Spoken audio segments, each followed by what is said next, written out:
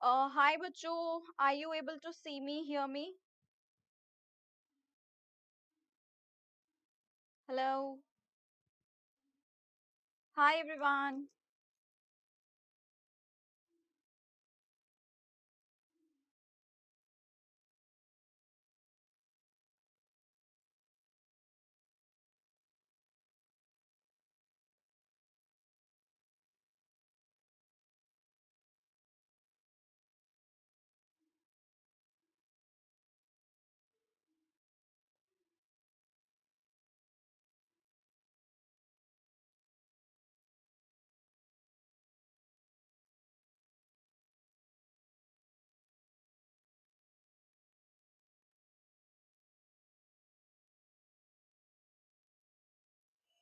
Okay, fine. So आज हमें sexual reproduction पढ़ना था. So कुछ प्रॉब्लम की वजह से ये पार्ट शायद आप लोगों का मिस हो गया. दोबारा बता देती हूँ. So मैंने अभी बताया आपको कि ड्यूरिंग द सेक्सुअल रिप्रोडक्शन आपके ये कुछ इवेंट्स होते हैं. सबसे पहले अगर मैं बात करती हूँ प्री फर्टिलाइजेशन इवेंट की, तो इसके अंदर क्या होता है, मेरा formation of male and female का गैमीट. ठीक है, ये गैमीट्स का फॉर्मेशन होता है. और मैंने कल भी क्लास में आपको बताया था, इनको हम सेक्स सेल्स कहते हैं. अब इन गैमीट्स को पास में आना होता है फॉर द फ्यूजन, ताकि वहां पे जाइगोट बन सके. तो वो जो फ्यूजन होता है बेटा, वो कहाँ होता है? That is by the transfer of your gametes. Gametes का ट्रांसफर होगा और फ्यूजन होगा. इसके बाद में हमारे मेल और फीमेल गैमीट्स का फ्यूजन होता है. What happens next? The fusion of the male and the female gametes, और इसी को हम बोलते हैं fertilisation. After the fertilisation occurs, इसके बाद में बेटा यहाँ पे मेरा जो जाइगोट फॉर्म हुआ है ड्यूरिंग द फर्टिलाइजेशन प्रोसेस, ठीक है, जो जाइगोट फॉर्म हुआ है, now it has to be converted into the embryo. ये जाइगोट किस में कन्वर्ट हो जाता है? एम्ब्रियो में कन्वर्ट हो जाता है by the post fertilisation event. यानी फर्दर आपके जाइगोट की डेवलपमेंट और एम्ब्रियो की भी डेवलपमेंट देखने को मिलती है. So this is all about any type of sexual reproduction. ठीक है, कोई भी सेक्सुअल रिप्रोडक्शन हो, ऐसा ही होता है. डन बेटा, बात समझ में आ गई? ओके,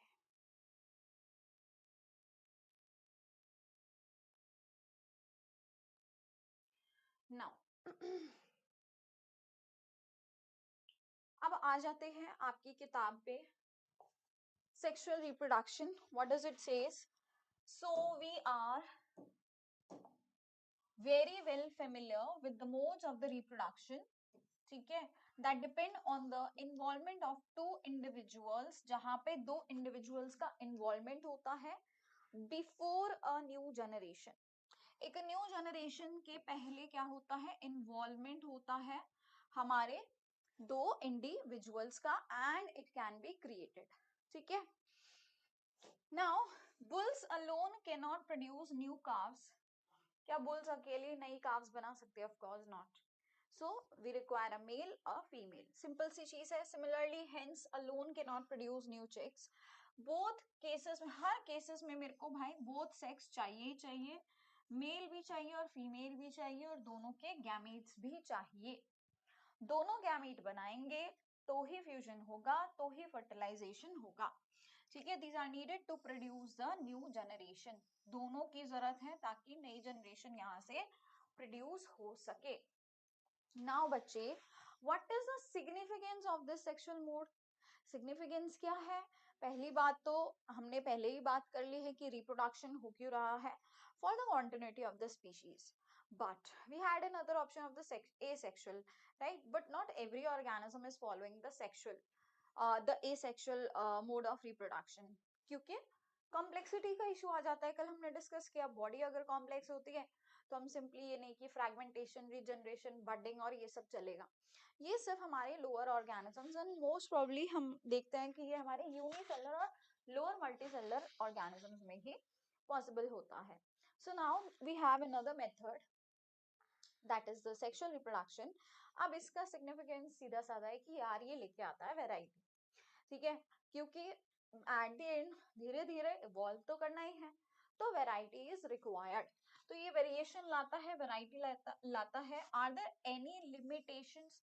कोई लिमिटेशंस है ऑफ द एसेक्सुअल मोड? भाई एसेक्सुअल मोड का कोई लिमिटेशन है? हाँ, of reproduction which we have been discussing about, कोई लिमिटेशन है? क्या लिमिटेशन है बोलो जी, कोई लिमिटेशन हो तो बताओ. So why the sexual mode of reproduction और sexual mode of reproduction हो भी क्यों रहा है? The creation of two new cells from one involves copying of the DNA. जब एक नया सेल क्रिएट होता है तो वहां पे हमेशा डीएनए का कॉपी बन रहा होता है. ठीक है, डीएनए का कॉपी बन रहा होता है. The DNA copying mechanism, as we have noticed, cannot be absolutely accurate, and the result errors are a source of variation in the populations of the organism. और कॉपिंग में बेटा कहीं ना कहीं तो एरर आएगा ही, ऐसा तो है नहीं कि बिल्कुल सिमिलर कॉपी बन जाएगी. एक तो ये भी रीजन होता है वेरिएशन का. दूसरा रीजन मैंने आपको कल भी डिस्कस किया था कि दोनों की जीन्स की मिक्सिंग हो रही है, दोनों पार्टनर्स की, मेल की भी और फीमेल की, तो हेंस वेरिएशन वेराइटी आती है. ठीक है. Now while DNA copying mechanisms are not absolutely accurate, they're precise enough to make the generation of the variation a fairly slow process. तो ठीक है, कॉपी पूरी तरह appropriate नहीं होता, लेकिन इतना भी कोई drastic change नहीं आता कि ह्यूमन का बेबी डॉग बन जाए या डॉग का बेबी ह्यूमन बन जाए, ऐसा कुछ भी नहीं होता है ना. वेरिएशंस आते हैं बहुत स्लो लेवल पे आते हैं, जिससे बहुत ड्रास्टिक चेंज हमको नजर नहीं आता है ना.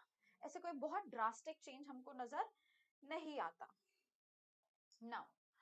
now students, so how can the process of making variations, तो अब देखो कैसे, how can the process of making variants, जो हम variants बना रहे हैं, be speeded up, हम इसको speed up कैसे कर सकते हैं?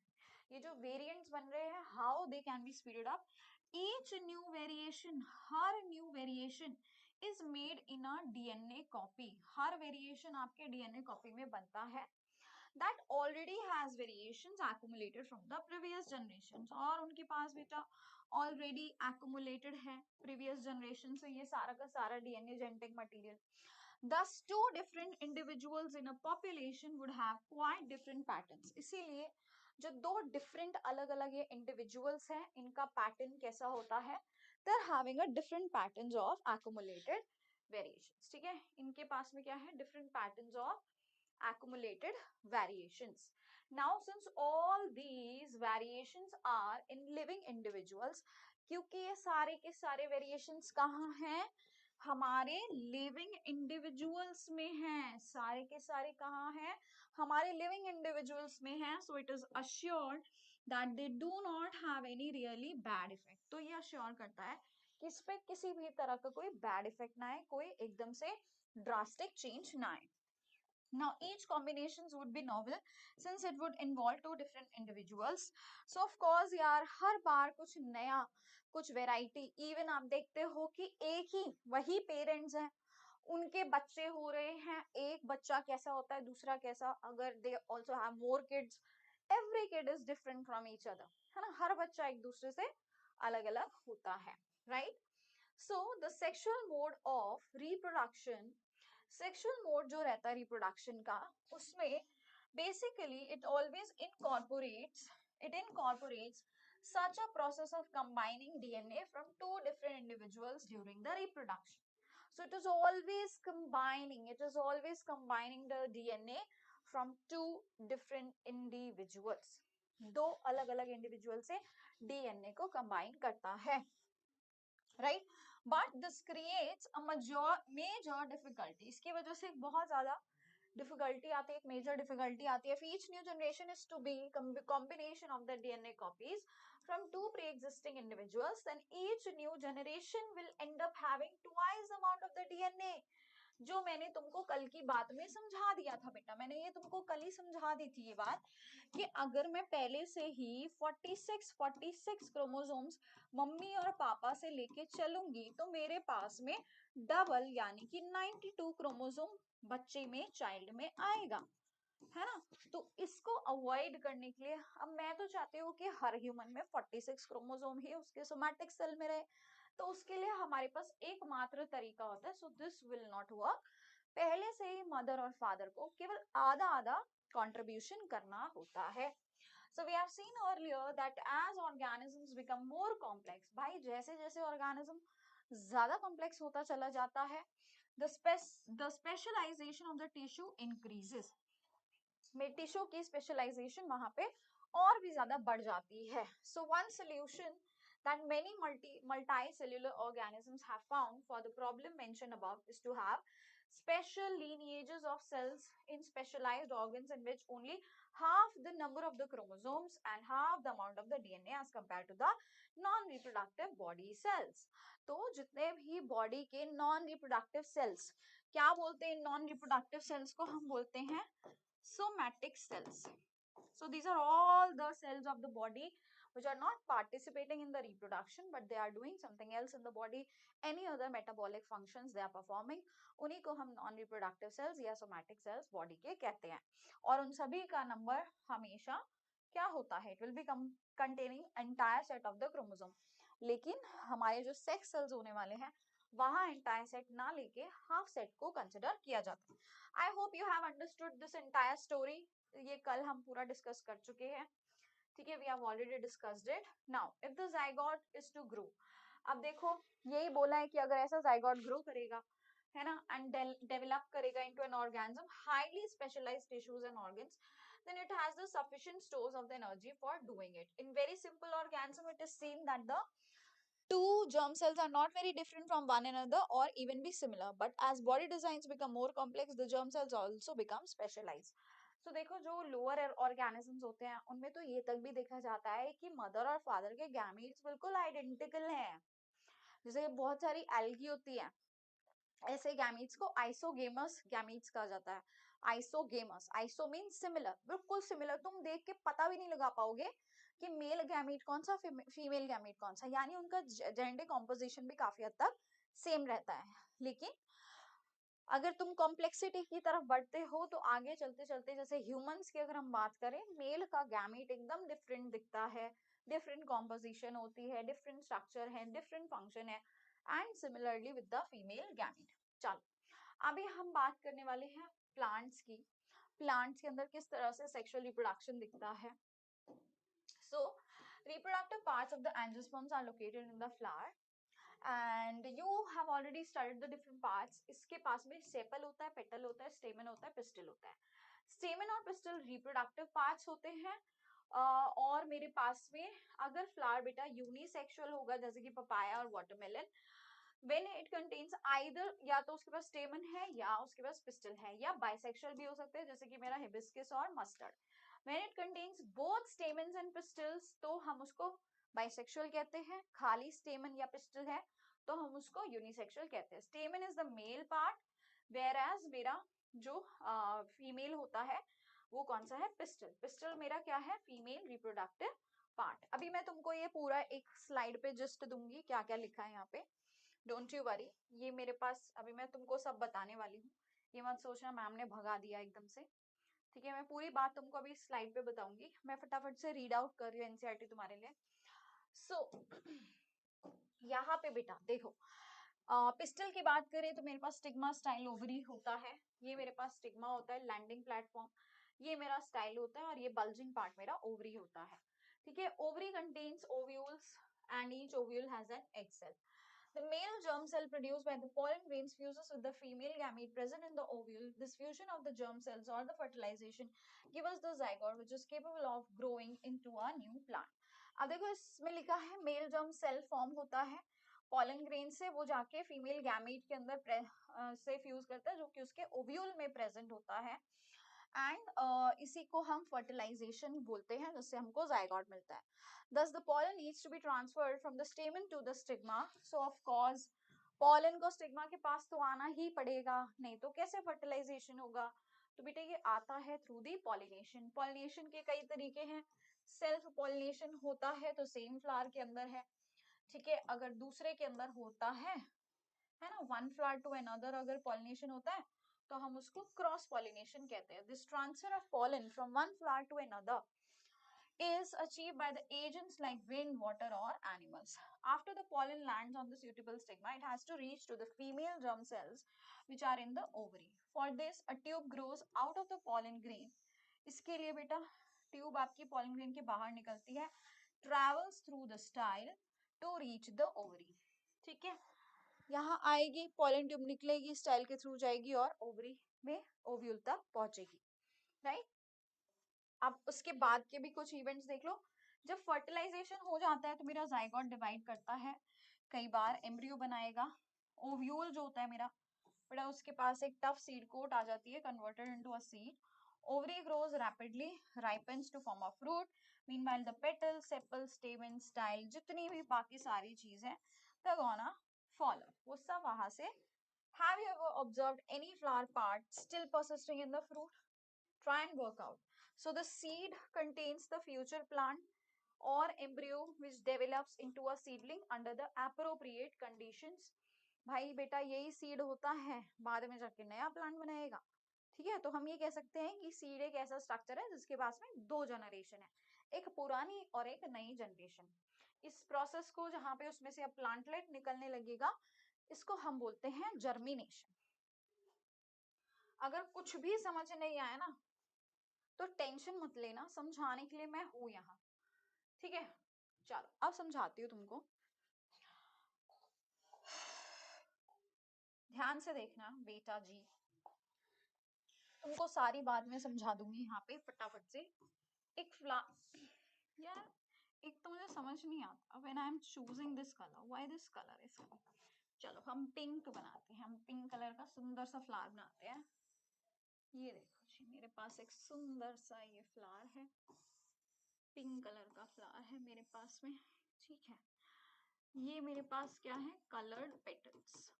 ठीक है, यहाँ पे क्या होती है ना, इस तरह से ये एक डंडी होती है, ये फ्लावर की डंडी होती है, और यहाँ पे एक मोटा सा इसका स्वॉलन पार्ट होता है जिसको हम थैलेमस या रिसेप्टेबल कहते हैं.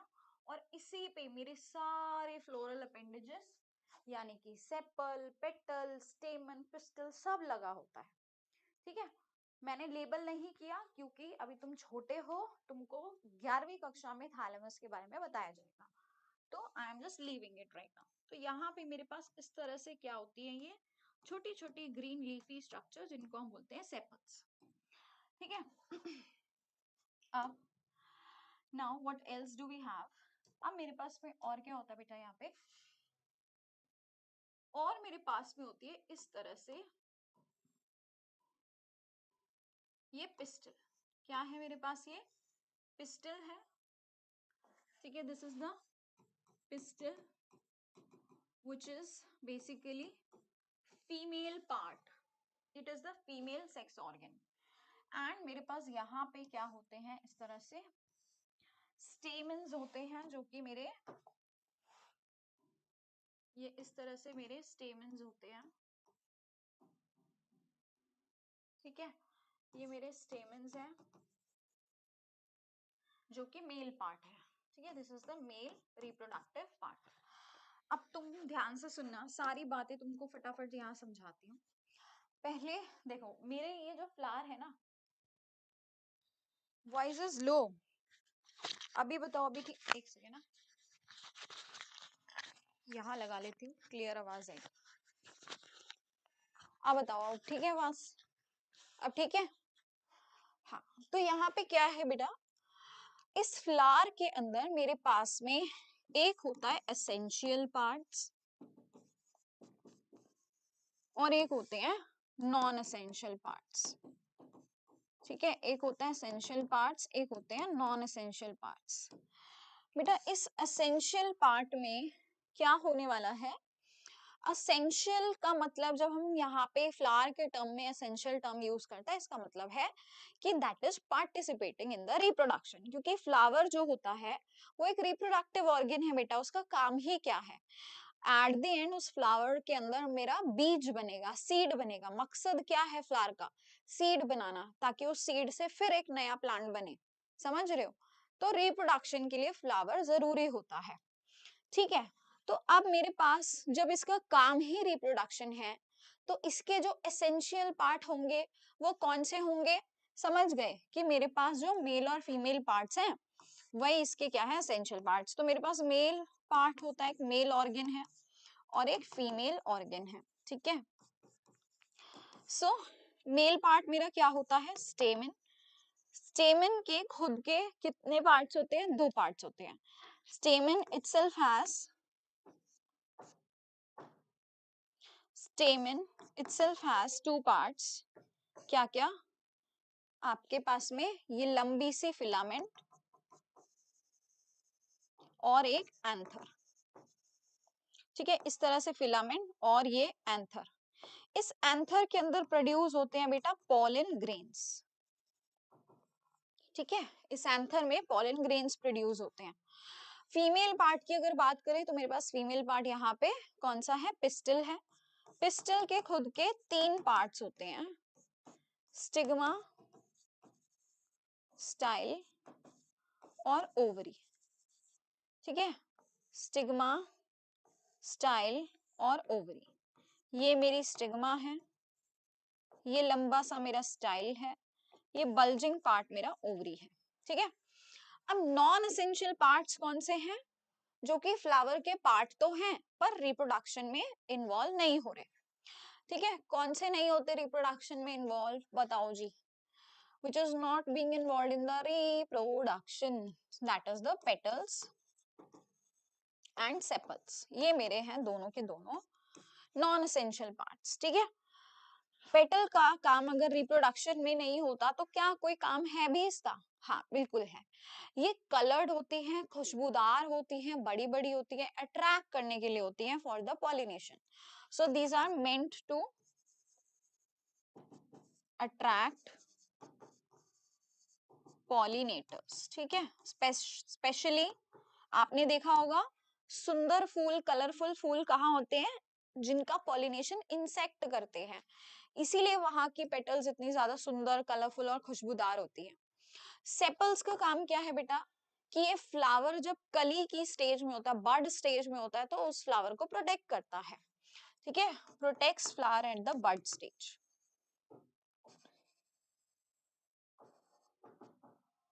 ये आपके फ्लावर को बड स्टेज पे प्रोटेक्ट करके रखता है, ठीक है जी, समझ में आया?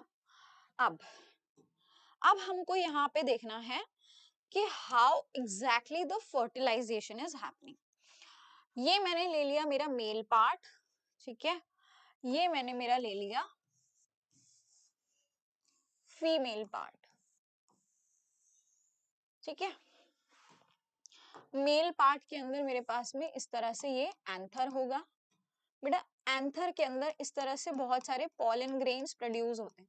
जब तुम 11वीं कक्षा में 12वीं कक्षा में जाओगे तो वहां पे तुमको ये भी बताएंगे कि पॉलन ग्रेन्स प्रोड्यूस कैसे होते हैं। तो यहाँ से ये पॉलन ग्रेन्स प्रोड्यूस होते हैं बेटा।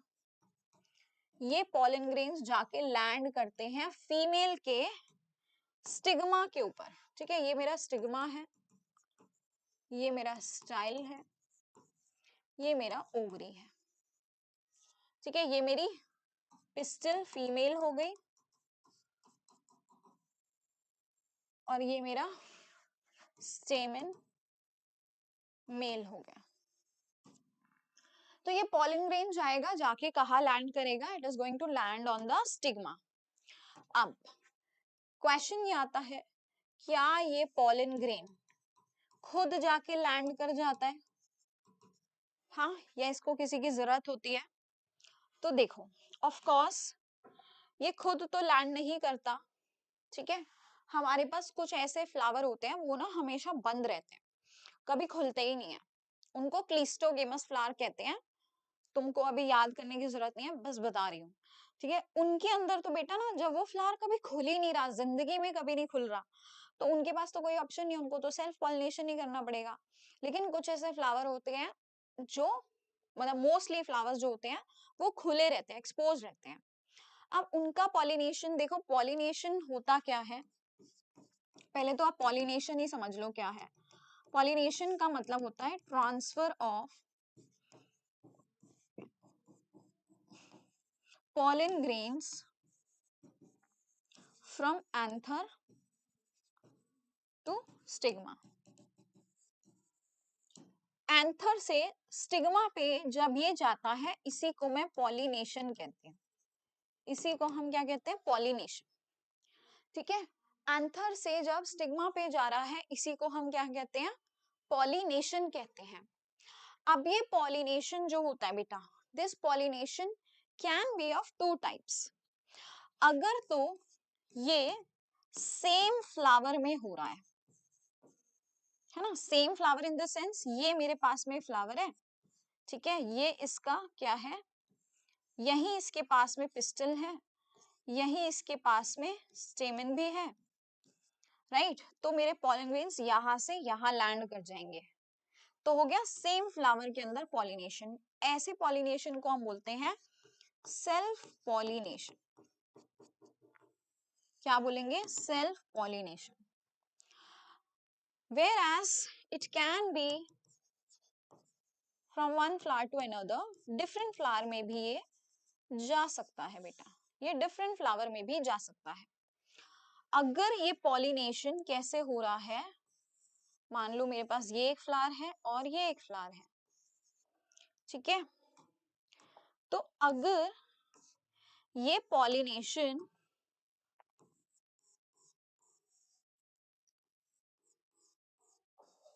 कैसे हो रहा है,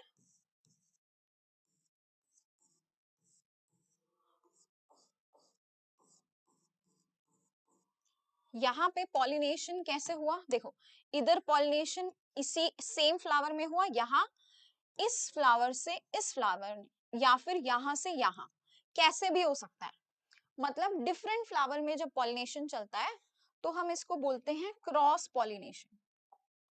तो हम इसको क्या कहते हैं, क्रॉस पॉलिनेशन। ठीक है, तो हम इसको क्या कहते हैं बेटा, क्रॉस पॉलिनेशन कहते हैं। ये बात समझ में आई, बोलो ये बात समझ में आई तुमको, हाँ या नहीं बोलते जाओ। Yes, understood. So that means कि हमारे पास में जब फ्लावर सेम फ्लावर के ही अंदर पॉलिनेशन होता है तो सेल्फ है, डिफरेंट के लिए क्रॉस है।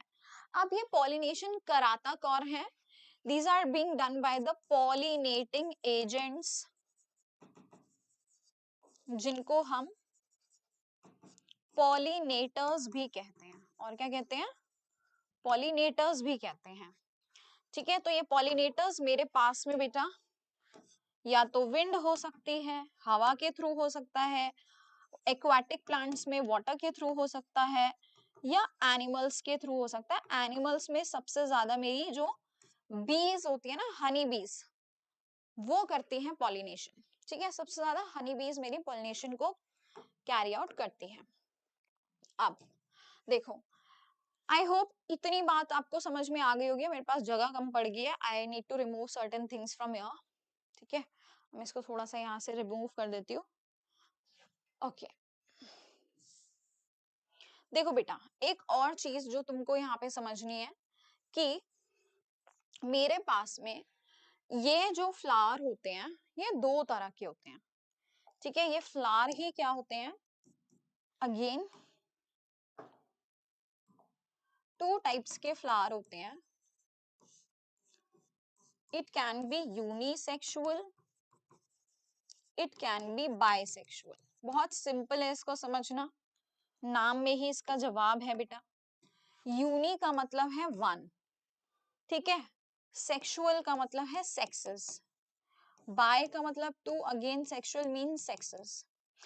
मतलब यूनिसेक्सुअल फ्लावर में सिर्फ एक ही तरह का सेक्स प्रेजेंट होगा। ठीक है, एक ही तरह का होता है।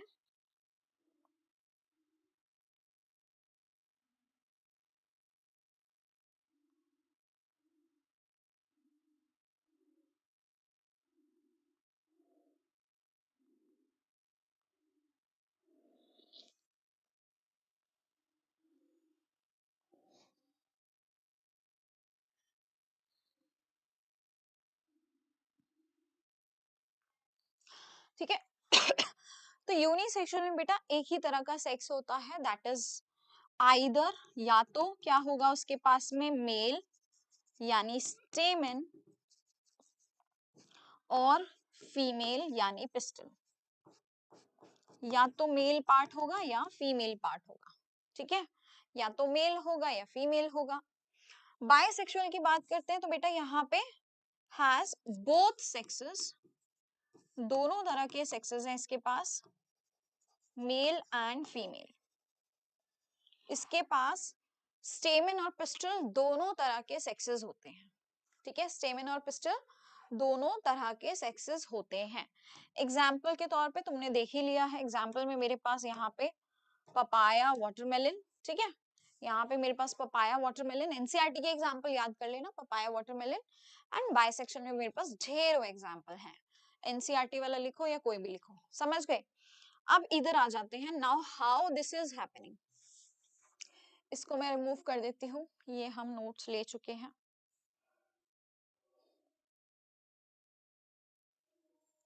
देखो ये हो कैसे रहा है बेटा, देखो यहाँ ना ओवरी के अंदर प्रेजेंट होता है मेरे पास में ओव्यूल, और ओव्यूल के अंदर मेरे पास में प्रेजेंट होता है एम्ब्रियो सैक। क्या होता है इसके अंदर? Embryo sac. और इस एम्ब्रियो सैक के अंदर मेरे पास में कई तरह के सेल्स होते हैं, ऐसे ऐसे, ठीक है, ऐसे ऐसे, और साथ में होता है एक एग सेल। यहाँ पे आई वांटेड ब्लू कलर भाई, साथ में मेरे पास यहाँ पे एक एग सेल भी होता है, एग। एग सेल का मतलब फीमेल गैमीट, ठीक है। मेरे यहाँ पे pollen ग्रेन्स यहाँ पे क्या करते हैं, it starts producing the pollen tube and it will be developing through the entire style and it will enter in the ovary, और ovary में जाके इस embryo sac के अंदर ये enter करेगी। और बेटा यहाँ पे रिलीज किए जाता है आपके मेल गैमीट्स। यहाँ पे क्या रिलीज किया जाता है? मेल गैमीट रिलीज किया जाता है। कौन करता है? यही पॉलन ग्रेन करता है, ठीक है। It is being release by this pollen grain. Pollen grain ने ये मेल गैमीट को रिलीज किया, ये धीरे धीरे धीरे धीरे नीचे आता है, आता है, आता है, आता है, और यहाँ पे जाके बेटा ये मेल गैमीट मेरे इस एग के साथ फ्यूज करता है, और what will happen, यहाँ पे there will be the fertilization, ठीक है, फर्टिलाइजेशन हुआ। और फर्टिलाइजेशन के अंदर हो क्या रहा है? The male gamete fuses with the female gamete and forms zygote. क्या बना देता है? जाइगोट बना देता है। And the zygote further converts into the embryo. ये किस में कन्वर्ट हो जाता है? एम्ब्रियो में कन्वर्ट हो जाता है, ठीक है। किस में कन्वर्ट हो जाता है? एम्ब्रियो में कन्वर्ट हो जाता है, ठीक है। It converts into the embryo and धीरे धीरे और भी डेवलपमेंट होंगी। सो यहाँ मेरा जो ओव्यूल था बच्चा, ओव्यूल होता है, that gets converted into the seed, whereas मेरी जो ओवरी होती है वो कन्वर्ट हो जाता है फ्रूट में, ठीक है। ओवरी किस में कन्वर्ट हो जाता है? फ्रूट में कन्वर्ट हो जाता है, राइट। ओवरी किस में कन्वर्ट हो जाता है? फ्रूट में। एंड इसके अलावा फ्लावर का जो भी पार्ट था, rest all the parts shed off, rest all parts क्या हो जाते हैं बेटा? Shed off. ये बात समझ में आई? अब एक और चीज यहाँ पे जो सीड होता है, इट कैन बी मोनोकॉट, कॉटिलिडनस भी लिख सकते हैं। यहाँ मैंने पूरा लिख दिया, यहाँ नहीं लिख रही। Similarly it can be dicotyledonous seed. Mono और डाइकॉट से क्या मतलब होता है? मोनोकॉट मतलब सिर्फ एक ही कॉटिलिडन होता है, ठीक है, एक सिंगल कॉटिलिडन इस तरह से आपका यहाँ पे प्रेजेंट होता है, जिसको हम यहाँ पे स्क्यूटलम भी कहते हैं। फिर इस डाइकॉट सीड के अंदर बेटा आपके इस तरह से दो कॉटिलिडन्स होते हैं इस तरह के, एक ये और एक ये 2 कॉटिलिडन्स होते हैं। यहाँ पे 1 कॉटिलिडन होता है, साथ में यहाँ एम्ब्रियोनल एक्सिस होती है। अब ये एम्ब्रियोनल एक्सिस क्या होता है बेटा, इसमें मेरे पास में 2 पार्ट होते हैं, ऊपर वाला प्लिम्यूल जो कि फ्यूचर में जाके it will give rise to the shoot part, और यहाँ पे मेरे पास होता है ये रेडिकल जो कि फ्यूचर में जाके it will give rise to the root part. Okay, बाकी सारा कॉटिलिडन है जिसके अंदर भर भर के फूड मटेरियल स्टोर्ड होता है। धीरे धीरे ये फूड मटेरियल यूटिलाइज होगा और आपका प्लांट बढ़ेगा। ठीक है, तो मेरे पास इस तरह के सीड होता है, और सीड के पास में एक बाहर की तरफ क्या होती है, एक टफ कोटिंग होती है जिसको हम बोलते हैं सीड कोट। ठीक है, सीड कोट होती है, that is the tough covering of the seed. Okay, it's a tough covering of seed, right. यही सीड बाद में जाके जर्मिनेट करता है और एक नया प्लांट बना देता है। I hope everything is understood till here. भाई मुझे एक नॉलेज भी करते जाओ चैट बॉक्स में if you are here. Yes बोलो, समझ में आया? हाँ या नहीं? आई बात समझ में?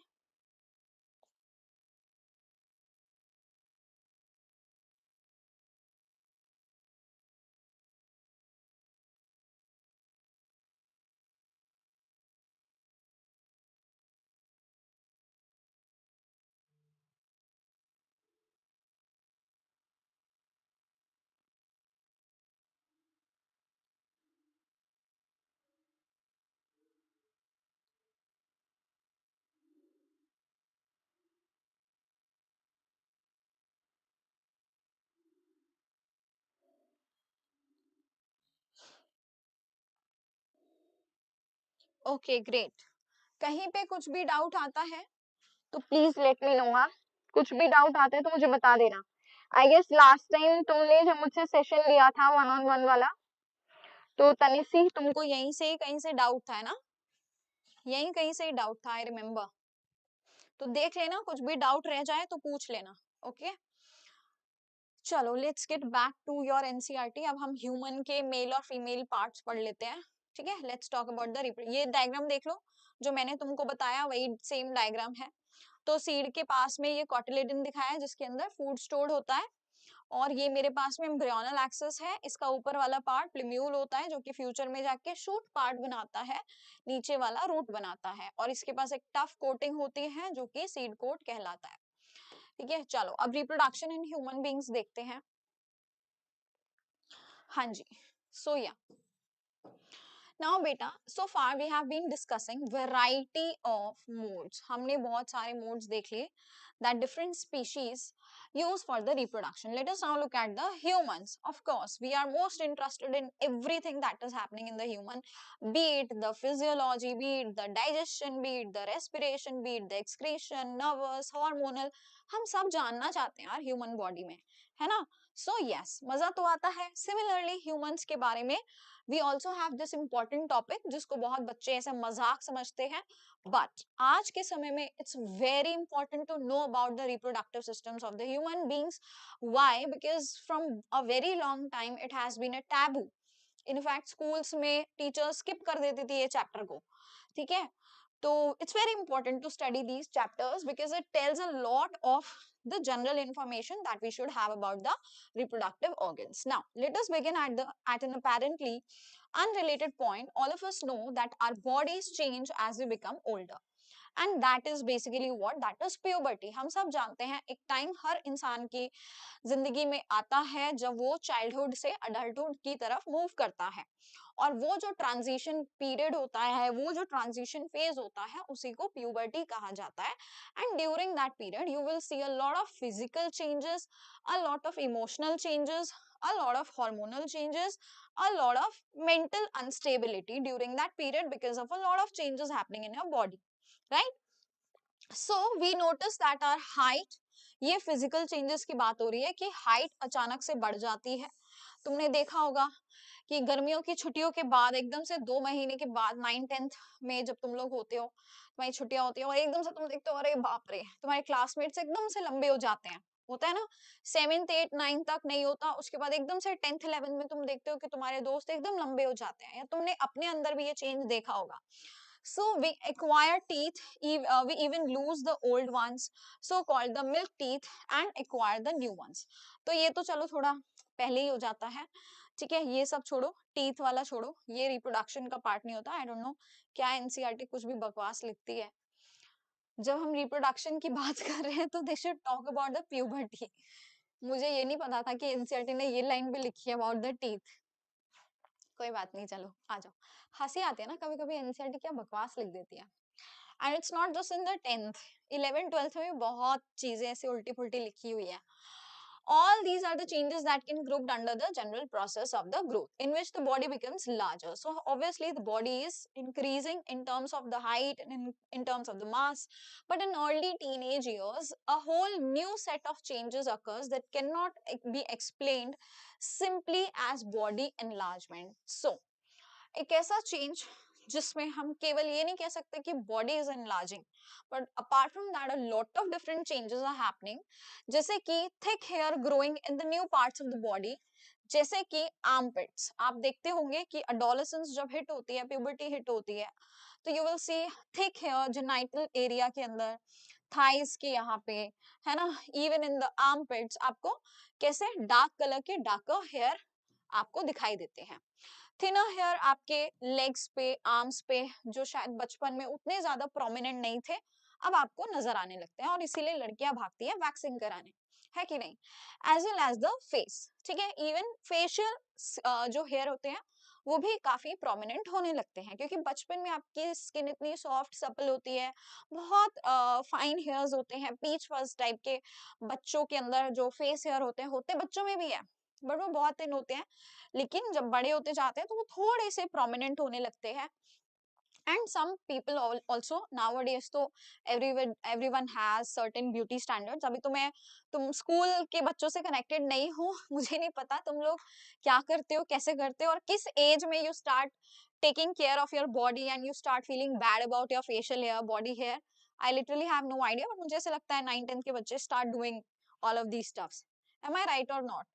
The skin frequently becomes oily, skin आपकी ऑयली होने लगती है, पिंपल्स, एक्ने जैसी प्रॉब्लम, क्योंकि तुम स्कूल में रहते हो, सबसे ज्यादा स्कूल में स्किन ऑयली होती है, सीबम सिक्रीट होता है, तुम पूरा समय 6-7 घंटे स्कूल में रहते हो, धूल मिट्टी डर्ट, है ना, घूमते हो इधर उधर, ग्राउंड में खेलने भी जाते होगे, तो डर्ट सारे दिन तुम्हारे मुंह पे जमा रहता है, और इतनी फुर्सत भी नहीं होती, इतने हम मिच्योर भी नहीं होते शायद कि हम जाते ही तुरंत जो है अपना स्किन केयर कर ले, घर पहुंचते ही अपना फेस धोएं and everything. We don't have time even, है ना, स्टूडियस बच्चे होते हैं, नहीं समय होता, तो धीरे धीरे हमारे मुंह पे पिंपल्स और एक्ने जैसी प्रॉब्लम आने लगती है।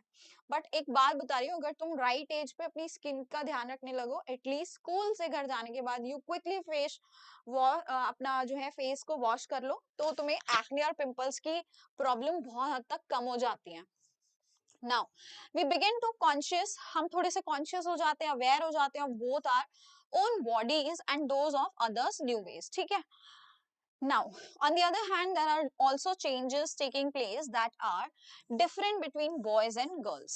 So, a lot of changes जो gender specific हैं, जैसे कि girls के अंदर breast size develop होने लगता है, मेंस्ट्रुएशन स्टार्ट हो जाता है, आजकल तो बहुत अर्ली मेंस्ट्रुएशन स्टार्ट हो जाता है, इवन 4th 5th स्टैंडर्ड का भी मैं देख रही हूँ, 4th 5th स्टैंडर्ड में जो बच्चे होते हैं उनको मेंस्ट्रुएशन स्टार्ट हो जाता है, ठीक है। Boys begin to have new thick hair growth on the face, so boys की बियर्ड्स, मुस्टैशेस, ये सारी चीजें आने लगती है। उनकी आवाज, अभी तक 7वीं 8वीं में जो बच्चे होते हैं एकदम बच्चों जैसी आवाजें आती हैं, तुरंत 9वीं 10वीं में आते हैं उनकी आवाज एकदम ऐसे लड़कों जैसी, मतलब भारी भरकम आवाज, हार्श आवाज हो जाती है। Further, even the penis occasionally begin to become enlarged and erect, either in the daydreams or at the night, ठीक है। तो ये सारे चेंजेस जो होते हैं हमारे बॉडी में नजर आने लगते हैं। Now, all of these changes takes place slowly, ऐसा तो नहीं कि आज आप बच्ची हो कल एकदम से आप अडल्ट बन गए, ऐसा तो नहीं होता ना, स्लोली चेंजेस आते हैं, धीरे धीरे तुमको भी पता चलता है that something is being going on in your body. और सबसे ज्यादा ये टोल लेता है तुम्हारे इमोशंस पे, सबसे ज्यादा जो चेंजेस का टोल आता है वो तुम्हारे इमोशंस पे आता है, ठीक है। और यही वो एज होती है टीनेजर, एक ऐसी एज होती है जहां पे you are fighting with your own body, with your own hormones, है ना, और तुम बहुत जल्दी इरिटेट हो जाते हो लोगों से।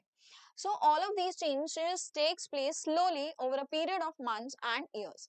They do not happen all at the same time in one person, nor do they happen at an exact age. और ये एक exact age पे भी नहीं होता, ठीक है।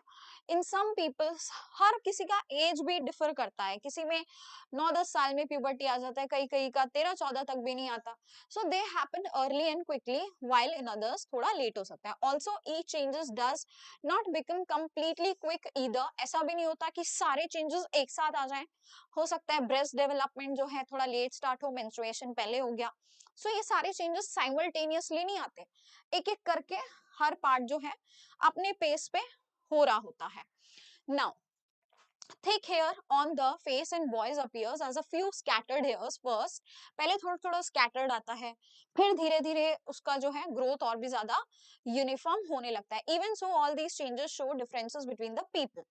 हर इंसान का भी अलग अलग है। I have even seen people who even reaches the आपके वहां भी पहुंच जाते हैं, कॉलेज भी चले जाते हैं, तब भी उनकी दाढ़ी मूछ नहीं आती है, नहीं आती ना भाई, ठीक है। तो वो हर किसी का डिफरेंट बॉडी का जो होता है चेंजेस अकर हो रहा है। Just as we have differently shaped noses और fingers, so also we have different patterns of the hair growth or size and shape of the breast or the penis. All of these changes are aspects of the sexual maturation of the body. ये सारे के सारे changes हमारी body में हो रहे हैं। Why does the body shows this maturation at this age? We have talked about the need for the specialized cells, and वो सारे specialized cells हमारे सेक्स ऑर्गन्स में होते हैं, and that is what is developing during this period, और इसी period को हम बोलते हैं प्यूबर्टी, ठीक है। वही इस पीरियड में डेवलप हो रहा है और इसी को हम बोलते हैं puberty. Now, so how do all the changes that have talked about link to the reproductive process? So we must remember that the sexual mode of the reproduction means that the germ cells from two individuals have to join together. So this can happen by the external release of the germ cells from the bodies of the individuals, as happens in the flowering plant, or it can happen by the two individuals joining their bodies together for the internal transfer of the gametes, as has happened in your animals. So if animals have to participate in the process of mating, the state of the sexual maturity must be identifiable by the other individuals. So क्यों ऐसे changes आ क्यों रहे हैं? अभी देखो gamete produce होना है, तो बॉडी में क्यों चेंजेस आ रहे हैं? तो there are a lot of reason. Physical changes इसलिए आते हैं ताकि एक आइडेंटिटी हो कि ये मेल है, ये फीमेल है। इवन अगर एनिमल्स को भी मेटिंग करनी है तो उसके लिए वी हैव सर्टेन आइडेंटिटीज, है ना। एंड सिमिलरली ह्यूमंस के केस में भी आइडेंटिफिएबल होता है कि ये मेल है, ये फीमेल है through the external appearances, right. एक ये रीजन है। दूसरा hormonal, because the intimacy is required, because the gamete has to be passed on from one organism to the another, so that is why the hormonal attachment should also be there, ठीक है। ये सब biological है, that is why ये prepare करता है for the reproduction, for the human beings to participate in the reproduction, ठीक है। Now, on the other hand, the actual transfer of the germ cells between the two people needs special organs for the sexual act, such as the penis, which is capable of becoming erect, because this is the organ which is going to be inseminating, ठीक है, इन the female body. यहीं से सीमेन यानी कि sperms release होंगे, so that is why it has to be erect for that, okay. And at the same time in mammals such as humans, the baby is carried in the mother's body. और अब देखो future में जब बच्चा हो जाता है तो वो कहाँ पे बड़ा हो रहा है, उसके लिए फीमेल्स के अंदर होता है यूटेरस, राइट। इसीलिए ये सारे ऑर्गन्स जो होते हैं इस तरह से डेवलप होते हैं। और ब्रेस्ट की होती है, that is for the feeding of the baby, because initial days में जो बच्चा होता है वो मैमरी ग्लैंड्स पर ही जो है डिपेंडेंट होता है, because the baby is going to be feeding on the milk that is being produced in the mammary glands, right.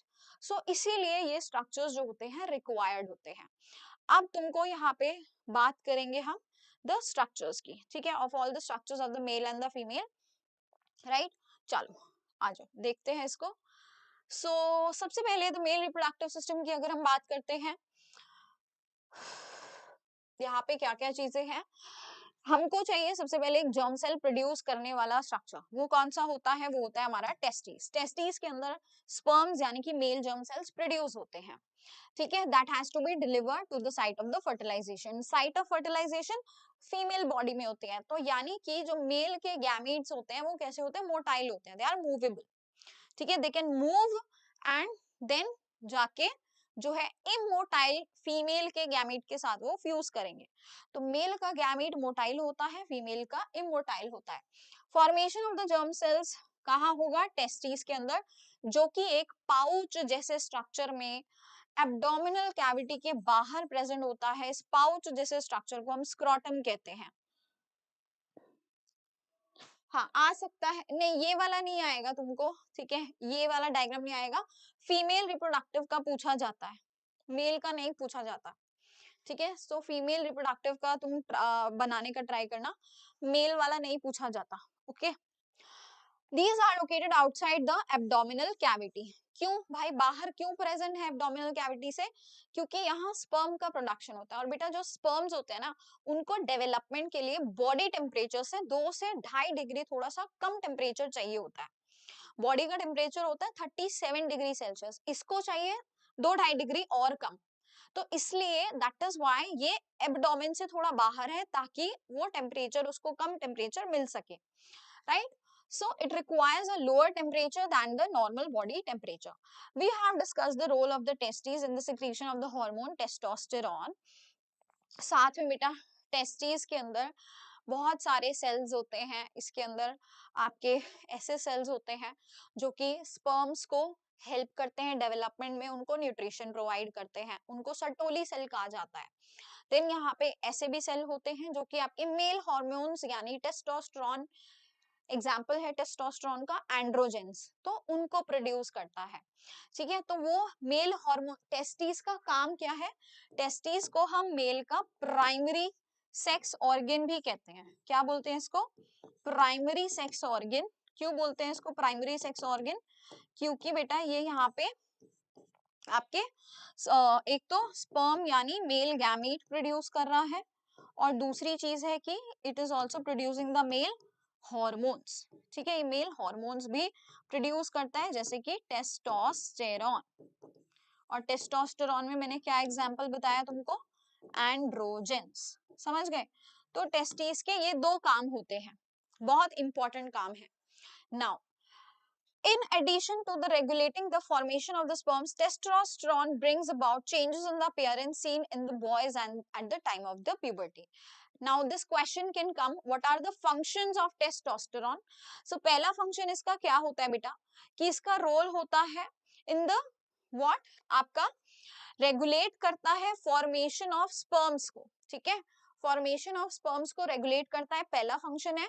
और दूसरा फंक्शन क्या है कि ये आपके चेंजेस लेके आता है बॉडी के अंदर during the time of puberty, जिसको हम सेकेंडरी सेक्सुअल कैरेक्टर्स कहते हैं। तो उन सेकेंडरी सेक्सुअल कैरेक्टर्स के लिए कौन रिस्पॉन्सिबल होता है, again testosterone. Now the sperms formed are delivered through the vas deferens, which unites with a tube coming from the urinary bladder, urethra. This forms a common passage for both the sperms and the urine. अब एक चीज ध्यान रखना बेटा, mails के अंदर जो आपका एक्सक्रीटरी पाथवे है ना, जहां से यूरिन एक्सक्रीशन के अंदर लाइफ प्रोसेस में आपने पढ़ा होगा, we have an excretory pathway, kidney से यूरेटर्स आते हैं, यूरेटर्स आपके यूरिनरी ब्लैडर में ज्वाइन करती है, और फिर यूरिनरी ब्लैडर से वो पास होती है थ्रू द यूरेथ्रा, पढ़ा है सबने, ये वही यूरेथ्रल ट्यूब है। देखो यूरिनरी ब्लैडर है ये आपकी यूरेटर आ रही है ऊपर से, these are all the part of the excretory system, और ये कॉमन यूरेथ्रा में ओपन होती है बेटा। और इसी यूरेथ्रा के अंदर यहाँ पे मान लो आपके स्पर्म्स प्रोड्यूस हो रहे हैं, ये स्पर्म्स इसके थ्रू जाते हैं, यहाँ पे ये सारी सेक्सुअल ट्यूब्स होते हैं जो कि हेल्प करते हैं in the movement of the sperms. तो स्पर्म्स आपके इनके थ्रू मूव करते करते करते करते फाइनली यहाँ पे जाके ज्वाइन करते हैं इन दिस कॉमन यूरेथ्रा। ठीक है, इसी यूरेथ्रा में ज्वाइन करते हैं, यानी हम बोल सकते हैं कि एक कॉमन डक्ट है, कॉमन डक्ट है किसके लिए, फॉर आपका reproductive tract as well as the excretory tract. ठीक है, इसीलिए हम इसको यूरिनोजेनाइटल डक्ट भी बोलते हैं, यूरिनोजेनाइटल डक्ट। यूरिनो मतलब यहाँ से यूरिन भी सिक्रीट होगा, और जेनाइटल का मतलब है जेनाइटल की, जेनाइटा की जो बात होती है, it means the sexual organ. ठीक है, sexual part we can say, part of the sexual system. Okay, so ये कॉमन डक्ट होती है, फाइनली यहाँ पे जाके ये ओपन होती है एक ओपनिंग के थ्रू, जिसको हम बोलते हैं urethral meatus. It's not labelled here, leave it. तो यहाँ से आपका स्पर्म्स और यूरिन दोनों चीजें साथ में निकलती हैं। whereas फीमेल में ऐसा नहीं होता, फीमेल में यूरिन के लिए ओपनिंग अलग होती है और आपके विजाइनल ओपनिंग अलग होती है। ठीक है, दोनों अलग अलग होती हैं, right. Now, along the path of the vas deferens, glands like the prostate and the seminal vesicles and the secretion, so that the sperms are now in a fluid which makes their transport easier. अब देखो इसके साथ साथ और क्या होता है यहाँ पे, जब स्पर्म्स आगे जा रहे होते हैं ना, तो स्पर्म्स को थोड़ा सा ना क्या चाहिए होता है, नरिशमेंट चाहिए, एक तो न्यूट्रिएंट्स चाहिए ताकि वो ग्रो करते रहे, मरे ना कहीं रास्ते में, है ना भाई। और साथ में क्या चाहिए, थोड़ा सा ल्यूब्रिकेशन चाहिए, क्योंकि ऐसे तो स्पर्म नहीं जा सकता, उसको थोड़ी सी फ्लूइडिटी तो चाहिए होगी, क्योंकि आगे जाके उसको फीमेल रिप्रोडक्टिव ट्रैक में भी स्विम करके जाना है, तो इसलिए थोड़ी सी फ्लूइडिटी मेंटेन करनी पड़ती है। और उसके लिए कौन हेल्प करता है, ये ग्लैंड्स हेल्प करते हैं बेटा, सेमाइनल वेसिकल ये है, ये मेरा प्रोस्टेट ग्लैंड है। यहाँ पे एक और ये वाला होता है, इसको बल्बो यूरेथ्रल बोला जाता है, इसको बोलते हैं बल्बो यूरेथ्रल या काउपर्स ग्लैंड। ठीक है, बट जो जो चीजें बेटा आपकी एनसीईआरटी में नहीं दी है उसको मत पढ़ना, एग्जाम में नहीं पूछा जाएगा, मैंने बस एक्स्ट्रा बता दिया just for your knowledge. Okay, seminal vesicle मेरे पास 2 इन नंबर होते हैं, प्रोस्टेट एक सिंगल होता है, काउपर्स भी मेरे पास में 2 इन नंबर होते हैं। ठीक है, आ गई सारी बातें समझ में, सारी बातें समझ में आई। चलो जी आगे बढ़ते हैं। Yes, now along the path of the vas deferens, glands like, इस path में glands like the prostate and the seminal vesicles add their secretion so that the sperms are now in a fluid। ठीक है, ये मैंने बता दिया। तो ये जो secretions होती हैं वो इसमें add कर दी जाती हैं।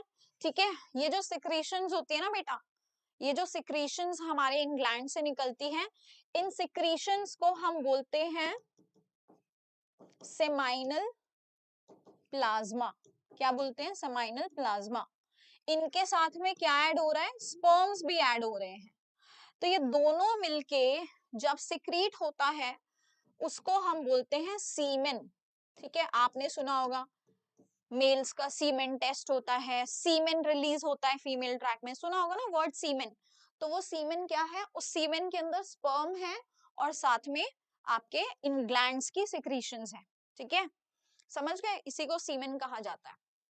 Now the sperms are tiny bodies, छोटे छोटे tiny bodies होती है that consist of mainly genetic material and a long tail that helps them to move towards the female germ cell. So ये भी मैं तुमको यहाँ बता ही देती हूँ कैसा दिखता है sperm. So sperm बेटा कुछ इस तरह का नजर आता है, इसके पास में ऐसा सा कुछ स्ट्रक्चर होता है, एक इसके पास हेड होता है, नेक होती है, ये मिडिल पार्ट होता है इसका जिसको हम मिडिल पीस कहते हैं, और ये इसकी टेल होती है। ठीक है, ये इसकी टेल होती है। यहाँ पे इसके पास में होता है ये न्यूक्लियस। न्यूक्लियस के अंदर हमेशा बेटा हमारा क्या होता है, जेनेटिक मटेरियल यानी डीएनए। तो अगर तुमसे कोई पूछे कि स्पर्म के कौन से पार्ट में जेनेटिक मटेरियल होता है, जेनेटिक मटेरियल कहाँ होता है, इसके हेड के अंदर। ठीक है, कहाँ होता है, हेड के अंदर। साथ में इसके पास जो ये टेल है, ये टेल इसको हेल्प करती है मूवमेंट में. It is like a flagella only. जैसे फ्लैजिला होता है ना, ये बिल्कुल फ्लैजिला के जैसा ही होता है और इसको मूवमेंट में हेल्प करता है. अब देखो स्पर्म है भाई, उसको मूव करना है, इतनी मेहनत करनी है, स्विम करके जाना होता है पूरे रिप्रोडक्टिव ट्रैक में. So it has to have certain energy. Energy तो चाहिए ना. वो एनर्जी कहाँ से मिलती है? तो इसके बॉडी का जो ये मिडिल पीस होता है, यहाँ पे ना बहुत सारे माइटोकॉन्ड्रिया होते हैं. क्या होते हैं? माइटोकॉन्ड्रिया होते हैं. और यही माइटोकॉन्ड्रिया इसको एनर्जी देते हैं. यही माइटोकॉन्ड्रिया इसको क्या देते हैं? Provides the energy to swim. Mitochondria is the power house of the cell ना, पढ़ा होगा तुम लोगों ने. तो सेम ये भी एक सेल ही है, स्पर्म भी तो एक सेल ही है ना. ठीक है, तो इसको एनर्जी माइटोकॉन्ड्रिया दे रहा है यहाँ पे. बताओ पूरा मेल रिप्रोडक्टिव सिस्टम समझ में आया? कुछ डाउट है तो please ask me. If you have any doubt please let me no. समझ में आया तुमको मेल रिप्रोडक्टिव सिस्टम? बोलो बच्चे. Anybody having any doubt from the male reproductive system, please let me know.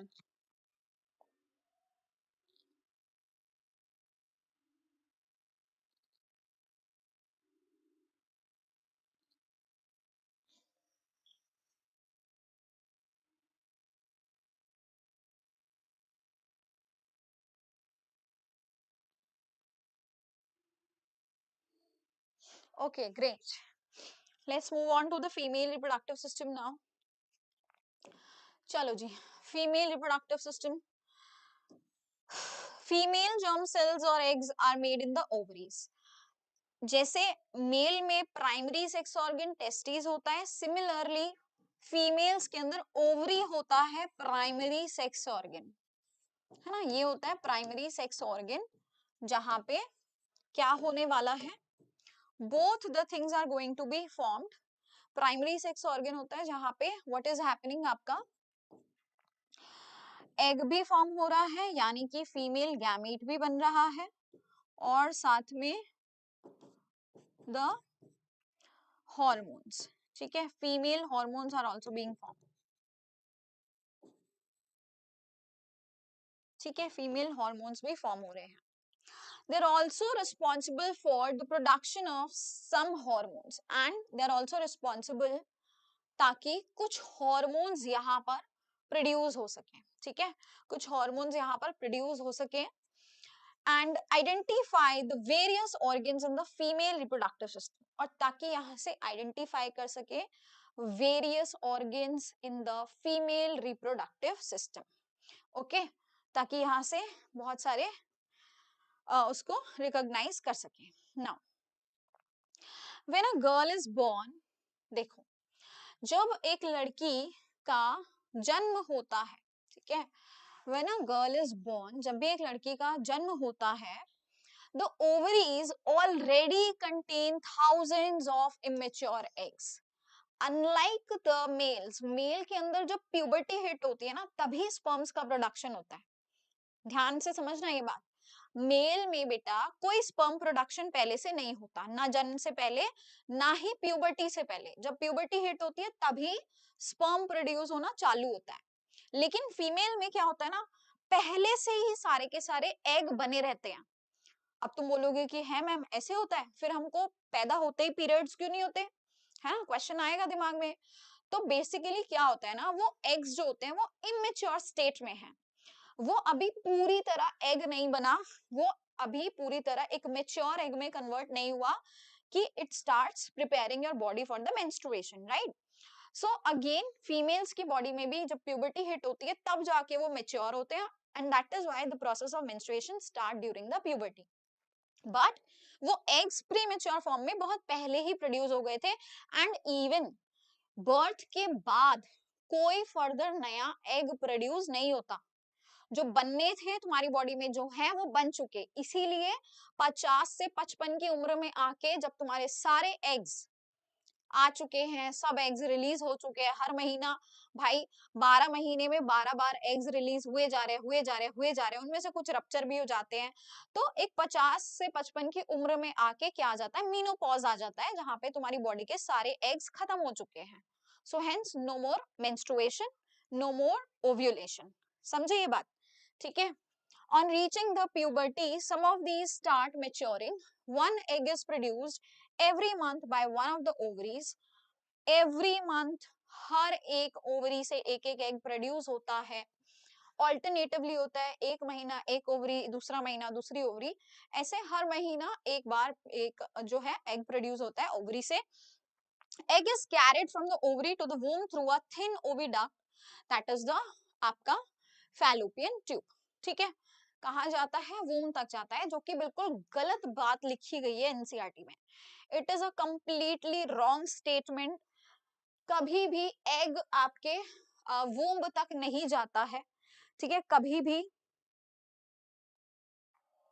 Period stop after a particular stage बेटा, क्योंकि आपके जो एग्स बनने थे, ठीक है, अराउंड आपके 2 मिलियन एग्स बनते हैं जब आप फीटस स्टेज में होते हो, जब आप अपनी मदर की वूम्ब में होते हो। जब कोई भी बच्ची एक फीटस स्टेज में होती है, अभी पैदा होके बाहर भी नहीं आई इस दुनिया में, तभी उसके सारे एग्स बन चुके हैं।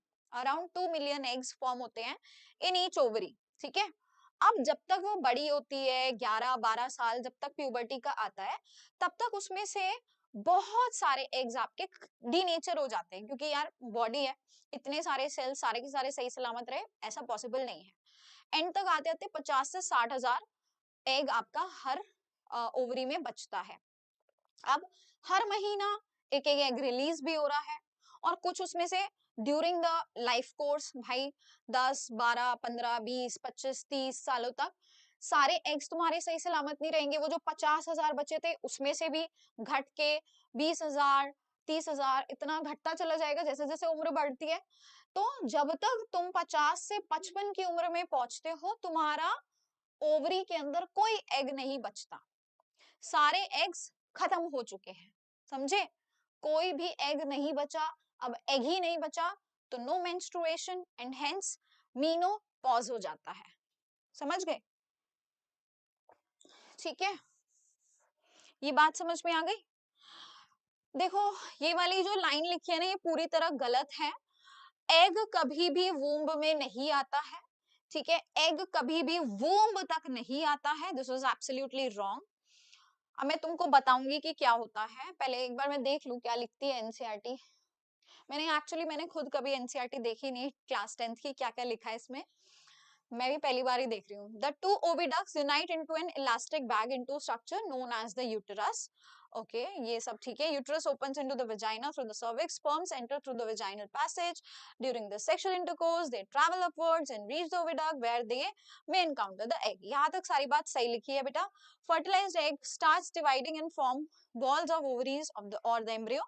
The embryo is implanted in the lining of the uterus where they continue to grow and develops organs to become the fetus. We have seen in earlier sections that the mother's body is designed to undertake the development of the child. Yes, hence the uterus prepares itself every month to receive the nurture the growing embryo. Okay, the lining thickens and is richly supplied to nourish the growing embryo. All right, ठीक है, अभी मैं तुमको ये सारी बातें बताने वाली हूँ, just wait. ठीक है, okay, now the embryo gets nourishment from the mother's body through the placenta. It is a disc which is embedded in the uterine wall. It contains villi on the embryo's side of the tissue.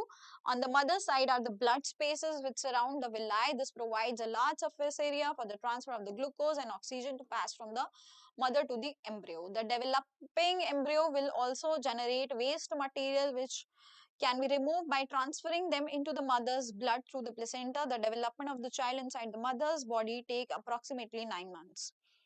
ठीक है, चलो आ जाओ, मैं तुमको बताती हूँ ये सारी बात क्या लिखा गया है। देखो, सबसे पहले ध्यान से मेरी सारी बातें ध्यान से सुनना, ठीक है। फीमेल रिप्रोडक्टिव सिस्टम, ठीक है। देखो क्या होता है इस फीमेल रिप्रोडक्टिव सिस्टम के क्या क्या पार्ट्स हैं। मोटा मोटा अगर मैं तुमको बताऊं, फीमेल रिप्रोडक्टिव सिस्टम में 4 तरह के पार्ट्स होते हैं, ठीक है। एक तो है उसके पास में ovary which are 2 in number obviously, testis भी हमारे क्या होते हैं, 2 इन नंबर, सिमिलरली ये भी 2 इन नंबर। और मैंने तुमको बोला था ये एक प्राइमरी सेक्स ऑर्गन है। क्यों है? क्योंकि ये आपके गैमीट बना रहा है और फीमेल हार्मोन्स बनाता है। दूसरी आती है यहाँ पे मेरे पास में एसेसरी डक्ट्स। डक्ट्स बोले तो मेरे पास जो डक्ट का मतलब होता है ट्यूब जैसे स्ट्रक्चर्स। तो मेरा पूरा रिप्रोडक्टिव जो सिस्टम होता है फीमेल का वो पूरा ट्यूब जैसा ही है, ठीक है। उसमें मेरे पास क्या क्या होती है, फैलोपियन ट्यूब होती है, उसमें मेरे पास में यूटेरस है, सर्विक्स है और वेजाइना है, राइट। ये सारे ट्यूब्यूलर स्ट्रक्चर्स ही होते हैं बेटा, और इनका काम होता है जो ओवरी, ये क्या हुआ, जो ओवरी ने एग प्रोड्यूस किया है, ठीक है, जो ओवरी ने एग प्रोड्यूस किया उसको ये कैरी फॉरवर्ड करते हैं और आपका जो डेवलपमेंट प्रोसेस है वो यहाँ पे होता है, ठीक है। ये ट्यूब्स का काम होता है। इसके अलावा मेरे पास यहाँ पे होता है एसेसरी ग्लैंड्स।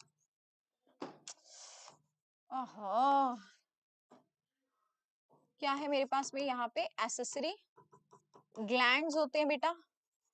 जैसे सिक्रीशंस तुम्हारे मेल में किए थे वैसे ही फीमेल में होते हैं, ठीक है। ये भी सिक्रीशंस करते हैं, पर तुम्हारे एनसीईआरटी में नहीं बताया तो मैं भी नहीं बताऊंगी, जितना बताया उतना ही बताऊंगी। और होता है कुछ एक्सटर्नल पार्ट, ठीक है, external part of the reproductive system, ठीक है। External part in the sense कि जब तुम फीमेल बॉडी को ऐसे देखोगे, ठीक है, ऐसे देखोगे तो यहाँ पे तुमको क्या दिखाई देता है, प्यूबिक हेयर दिखाई देते हैं, ठीक है। यहाँ पे कुछ स्किन के फोल्ड्स दिखाई देते हैं, अंदर यहाँ पे वेजाइना होता है, यहाँ वेजाइना होता है। और जो रिप्रोडक्टिव सिस्टम में बताया गया वो अंदर का सिस्टम है बेटा, बाहर के बारे में कुछ नहीं बताया जाता है ना। तो ये जो बाहर का पार्ट होता है इसको एक्सटर्नल पार्ट यानी एक्सटर्नल जेनिटेलिया कहा जाता है। तो ये तुम क्लास 12th में जाके पढ़ते हो इसके बारे में, यहाँ 10वीं में इसका कोई मेंशन नहीं है, ठीक है। So hence I am removing this, इसका तुम्हारा कोई मेंशन नहीं है तो मैं भी इसको हटा देती हूँ, ठीक है। जितना है उतना ही बताऊंगी, right. So this is how my reproductive system looks like.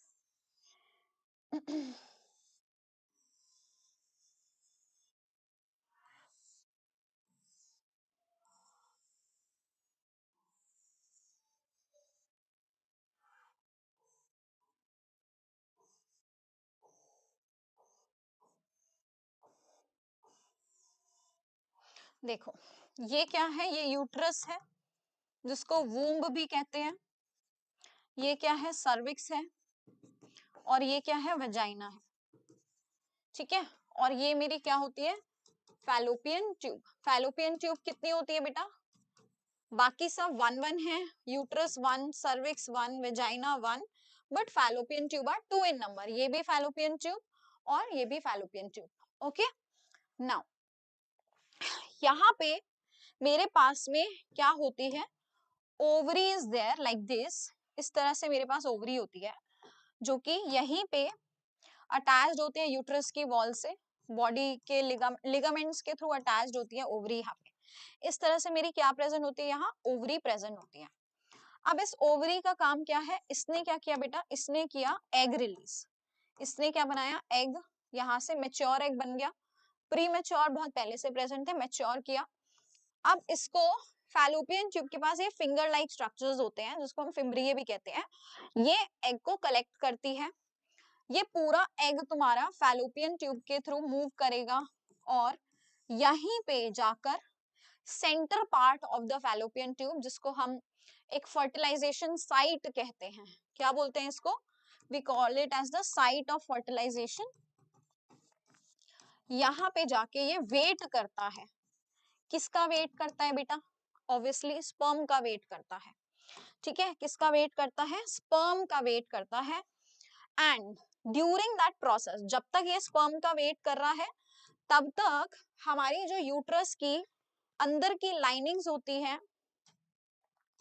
जो यूट्रस की अंदर की लाइनिंग्स होती है बेटा, वो अपने आप को थिक कर लेती है, क्या कर लेती है, इस तरह से थिक कर लेती हैं, अपने आप को प्रिपेयर कर रही हैं, क्योंकि उनको ऐसा लग रहा है कि अगर स्पर्म आ गया और फर्टिलाइजेशन हो गया तो भाई यहाँ पे कहीं ना कहीं आके एम्ब्रियो का मेरा जो है एम्ब्रियो का अटैचमेंट होगा, क्योंकि जब आपका एम्ब्रियो बन जाता है ना तो यहीं पे आके अटैचमेंट होता है। ठीक है, मैं बताती हूँ कैसे। यहाँ पे मेरा मान लो कि स्पर्म रिलीज हो गया। स्पर्म हमेशा वेजाइना में रिलीज होता है, you know this. Sperm release हुआ by the process of insemination और ये मूव करता है सर्विक्स के थ्रू, यूट्रस के थ्रू, एंड ये पहुंचेगा साइट ऑफ द फर्टिलाइजेशन। ये फर्टिलाइजेशन की साइट पे पहुंचा, यहाँ पे जाके इसने इसके साथ फर्टिलाइज किया, फर्टिलाइज करके मेरे पास क्या बनता है, जाइगोट। नेक्स्ट स्टेज मेरे पास एक सिंगल सेल्ड जाइगोट बन गया। अब ये जाइगोट फर्दर डेवलप होता जाता है, होता जाता है, होता जाता है, और फाइनली एक ऐसा सेल होता है, ठीक है, ये जाके यहाँ इस यूट्रस की लाइनिंग में चिपक जाएगा, और इसी को बोलते हैं हम इम्प्लांटेशन। इम्प्लांटेशन होते ही बेटा बॉडी के अंदर एक हार्मोन रिलीज होता है जिसको बोलते हैं HCG हार्मोन, एंड ये HCG हार्मोन तुम्हारी बॉडी के अंदर प्रोड्यूस होने लगता है, ब्लड में आ जाता है, ब्लड से यूरिन में भी आ जाता है, और इसीलिए जैसे ही इम्प्लांटेशन होगा तो जो वो प्रेगा न्यूज वाली तुमने किट देखी होगी, जो प्रेगनेंसी वाली किट्स होती हैं, उसके अंदर बेसिकली यूरिन के ही ड्रॉप्स डाले जाते हैं, और अगर वहां डबल लाइन आ जाती है इसका मतलब द फीमेल इज प्रेग्नेंट। तो वो क्या चेक करती है, वो वही HCG हार्मोन को चेक करती है। इम्प्लांटेशन होते ही मतलब प्रेगनेंसी हो गई। इम्प्लांटेशन होने का मतलब ही क्या है कि प्रेगनेंसी हो गई, है ना। इसका मतलब ही क्या है, दैट प्रेगनेंसी इज डन। यहाँ प्रेगनेंसी हो चुकी है, और मदर का टेस्ट भी इसीलिए पॉजिटिव आ रहा है क्योंकि इम्प्लांटेशन होते ही बॉडी में HCG हार्मोन प्रोड्यूस होने लगता है। ठीक है, इसका फुल नेम होता है ह्यूमन कोरियोट्रोपिक गोनाडोट्रोपिक हार्मोन। ठीक है, ह्यूमन कोरियो गोनाडोट्रोपिक हार्मोन इसको कहा जाता है, और यही हमारा जो प्रेगनेंसी टेस्ट होता है उसमें इसी की वजह से टेस्ट पॉजिटिव भी आता है। समझ गए बेटा। अब ये इम्प्लांट हुआ, आप तुम देख रहे हो यूट्रस की लाइनिंग को ये हर महीने करना पड़ता है। भाई यूट्रस को थोड़ी ना पता है कि when is the sperm coming, uterus have no idea. तो जैसे ही ओवा निकलता है, यूट्रस का काम होता है इनर लाइनिंग का कि जल्दी जल्दी एक मोटी सी लेयर बना लेते हैं, क्योंकि यहीं पे इम्प्लांटेशन होगा और फ्यूचर में जाके बेटा यहीं पे बच्चा बनेगा। ठीक है, इसी यूट्रस के अंदर इम्प्लांटेशन होता है, और यहीं पे धीरे धीरे क्या होगा, यहीं पे धीरे धीरे ये डेवलप करता है।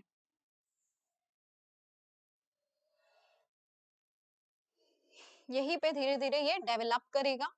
ठीक है, नाउ ये इसके साथ में इंटरडिजिटेट होने लगता है इस तरह से, है ना, और धीरे धीरे क्या बनेगा बेटा, यहीं पे तुम्हारा इस तरह से एम्ब्रियो बनने लगता है, एक बच्चा यहाँ पे बनने लगता है, right, which is fully covered by this maternal, ये पूरी मेटर्नल टिश्यू से कवर हो जाता है, जिसमें ब्लड्स भी है, टिश्यू भी है, सब कुछ है। ठीक है, पूरा इस तरह से कवर हो जाता है, राइट। और यहाँ पे इनके बीच में एक टिश्यू फॉर्म हुई होती है जो पहले ही हो जाती है, वो टिश्यू स्टार्टिंग में ही बन जाती है जिसको प्लेसेंटा कहा जाता है।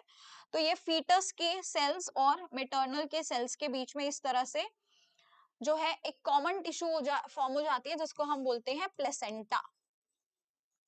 ठीक है, ये क्या होती है, प्लेसेंटा। और एम्ब्रियो से ये इस बच्चे से कैसे कनेक्टेड होती है बेटा, थ्रू द अम्बिलिकल कॉर्ड। ये होती है एक अम्बिलिकल कॉर्ड, तुम जानते होगे हम सभी के पास में बेले बटन होता है ना। तो इस बेले बटन का क्या काम है, इस बेले बटन का जो काम था वो तभी था जब हम अपनी मदर के वोम में थे। तो हमारा belly button is a scar, basically scar of this umbilical cord, जिसने हमको हमारी मम्मी से कनेक्ट किया हुआ था। ठीक है, ये स्कार रह जाता है हमारे पास में बस। तो क्योंकि अब ये बच्चा है भाई, एक लिविंग, एक जीव है, जीव को खाना चाहिए, ऑक्सीजन चाहिए इसके सेल्स को।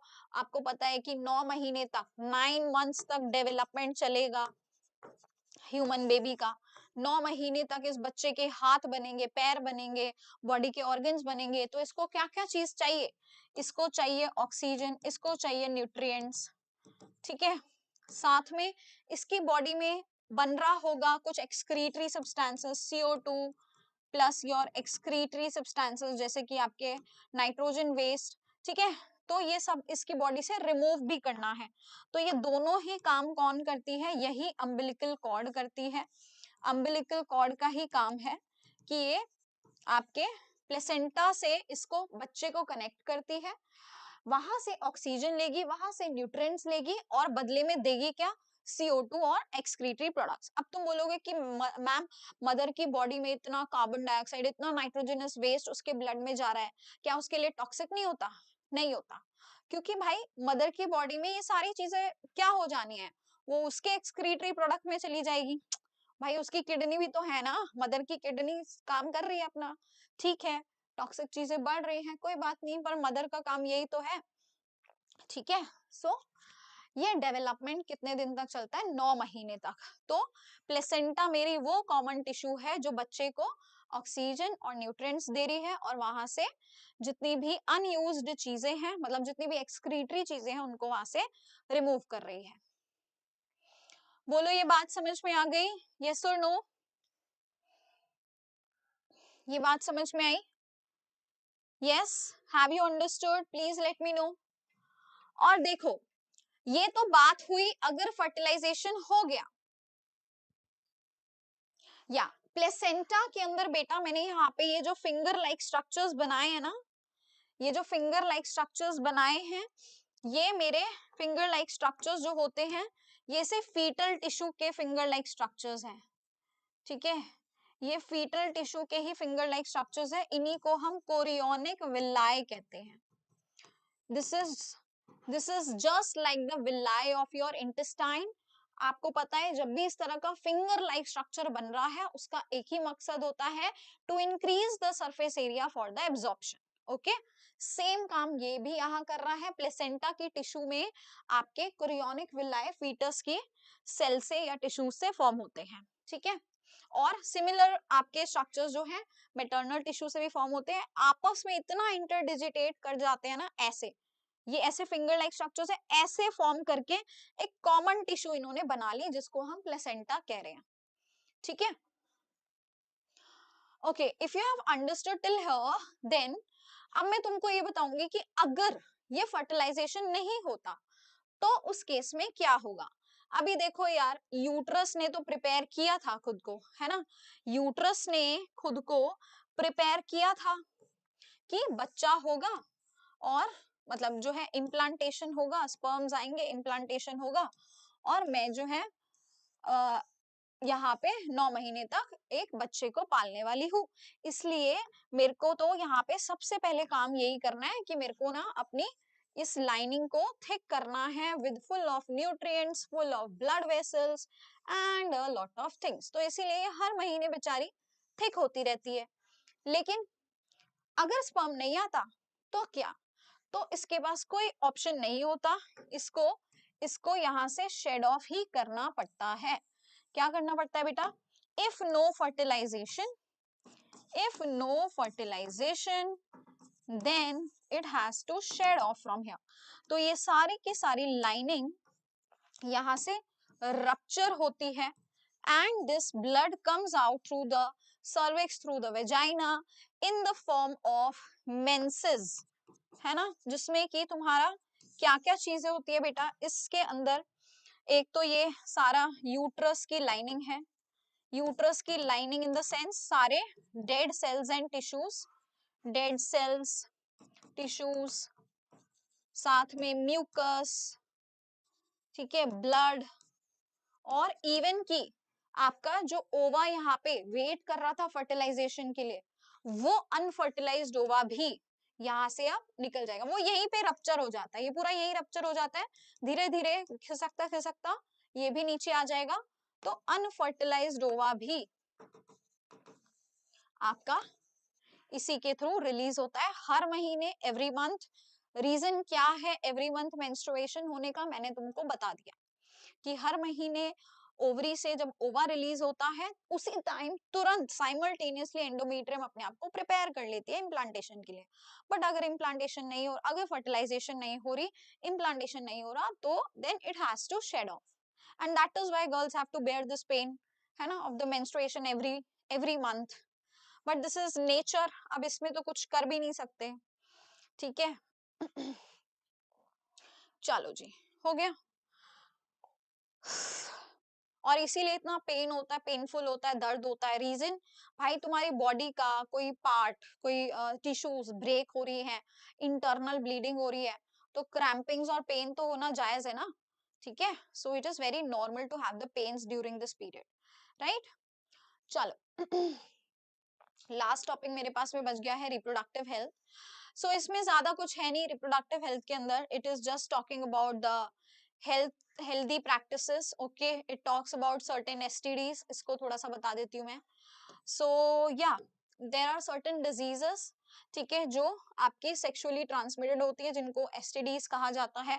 एग्जाम्पल पूछा जा सकता है, गोनोरिया, सिफिलिस, ये तुम्हारी बैक्टीरियल होती हैं, कुछ वायरल भी होती हैं, जैसे कि genital herpes, genital warts, HIV AIDS, hepatitis B, ये सारी की सारी वायरल डिजीजेस होती हैं, ठीक है। तो कैसे होगा, सेक्सुअल एक्ट से होगा, एंड स्पेसिफिकली जिन लोगों के मल्टीपल सेक्सुअल पार्टनर्स होते हैं उनके अंदर सबसे ज्यादा चांसेस होते हैं ट्रांसमिशन के। Now how can we prevent, हमारे पास एक तरीका है, that is using the condom, जो कि आपके जो है it does not allow the body fluids to come in contact, ठीक है, it acts as a barrier method. And ये एक तरीके का कॉन्डम वैसे क्या होता है, ये आपका बर्थ कंट्रोल का तरीका होता है, लेकिन ये एसटीडीज को भी रोक देता है, ठीक है। डन, ओके, सो या so right, then we are talking about how the females can control the birth। तो उसके लिए अगेन हमारे पास मैकेनिकल मेथड है, जैसे कि कॉन्डम्स होते हैं, ठीक है। देन हमारे पास कुछ ड्रग्स होते हैं जो कि पिल्स के फॉर्म में होते हैं। देन हमारे पास कॉपर टीज होती हैं, जो कि वहां पे कॉपर रिलीज करती रहती है धीरे धीरे बॉडी के अंदर और स्पर्म्स को किल करती रहती है, ठीक है। और हमारे पास एक लास्ट तरीका होता है सर्जिकल मेथड, कि या तो बिल्कुल ही सर्जरी करा लो, जिसमें कि आपकी फैलोपियन ट्यूब को थोड़ा सा काट दिया जाता है, जिससे कि it blocks the movement of the ova and sperm. At the same time males के अंदर आपकी जो मैंने बताया ना कि वहां पे ट्यूब होती है वास डेफरेंस, जो लेके जा रही थी स्पर्म को टू द यूरेथ्रा, उस ट्यूब को वहां पे कट कर दिया जाता है। अगेन काम फंक्शन क्या है कि हमको दोनों ही केसेस में अपने गैमीट्स को आगे बढ़ने से रोकना है, उसकी मोटिलिटी यानी मूवमेंट को रोकना है। तो सर्जिकल मेथड जो होता है ना वो परमानेंट मेथड होता है, बाकी सब तुम्हारे टेम्परेरी मेथड्स हैं, राइट, ठीक है। So these are the ways by which you can do the birth controls. Done बेटा, so here we end our chapter. And अगर अभी भी कुछ डाउट आता है तो मुझे तुम बता सकते हो अगली क्लास में, और नेक्स्ट क्लास में will be taking the next chapter. Till then thank you so much, है ना। कुछ भी डाउट आते हैं मुझे अगली क्लास में पक्का बताना।